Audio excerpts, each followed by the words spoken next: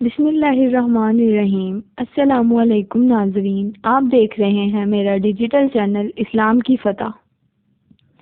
حضرت ابوبکر صدیق رضی اللہ تعالی عنہ جو باجمع اہل سنت انبیاء علیہ السلام کے علاوہ تمام دنیا کے آدمیوں سے افضل ہیں، اور ان کا جنتی ہونا یقینی ہے کہ خود حضور اقدس صلی اللہ علیہ وآلہ وسلم نے ان کو جنتی ہونے کی بشارت دی، بلکہ جنتیوں کی ایک جماعت کا سردار بتایا اور جنت کی سب دروازوں سے ان کا پکار اور بلاوے کی خوشخبری دی، اور یہ بھی فرمایا کہ میری امت میں سب سے پہلے ابوبکر جنت میں داخل ہوں گے۔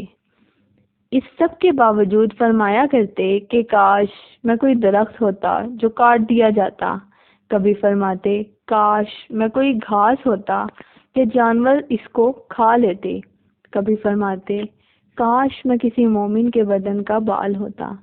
ایک مرتبہ ایک باغ میں تشریف لے گئے اور ایک جانور کو بیٹھا ہوا دیکھ کر ٹھنڈا سانس بھرا اور فرمایا کہ تو کس قدر لطف میں ہے کہ کھاتا ہے، پیتا ہے، درختوں کے سائے میں پھرتا ہے، اور آخرت میں کوئی حساب کتاب نہیں۔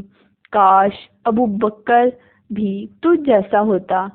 ربیہ اسلمی رضی اللہ تعالی عنہ کہتے ہیں کہ ایک مرتبہ کسی بات پر مجھ میں اور حضرت ابوبکر میں کچھ بات بڑھ گئی، اور انہوں نے مجھ سے کوئی سخت لفظ کہہ دیا جو مجھے ناگوارا گزرا۔ فوراً ان کو خیال ہوا اور مجھ سے فرمایا تو بھی مجھے کہہ دے تاکہ بدلہ ہو جائے۔ میں نے کہنے سے انکار کیا تو انہوں نے فرمایا یا تو کہہ لو ورنہ میں حضور صلی اللہ علیہ وآلہ وسلم سے جا کر عرض کروں گا۔ میں نے اس پر جوابی لفظ کہنے سے انکار کیا تو اٹھ کر چلے گئے۔ بنو اسلم کے کچھ لوگ آئے اور کہنے لگے کہ یہ بھی اچھی بات ہے کہ خود ہی تو زیادتی کی اور خود ہی الٹی حضور صلی اللہ علیہ وآلہ وسلم سے شکایت کریں۔ میں نے کہا تم جانتے بھی ہو یہ کون ہے؟ یہ حضرت ابوبکر صدیق رضی اللہ تعالی عنہ ہیں۔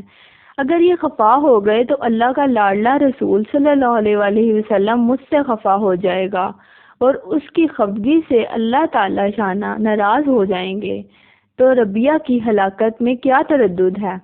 اس کے بعد حضور صلی اللہ علیہ وآلہ وسلم کی خدمت میں حاضر ہوا اور عرض کیا۔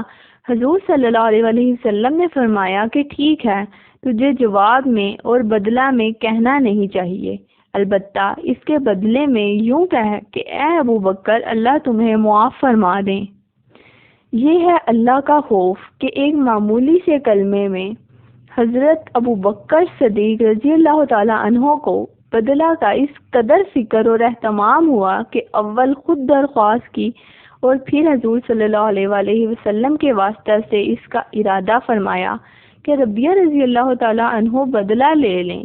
آج ہم سینکڑوں باتیں ایک دوسرے کو کہہ دیتے ہیں، اس کا خیال بھی نہیں ہوتا کہ آخرت میں بدلہ بھی لیا جائے گا یا حساب کتاب بھی ہوگا۔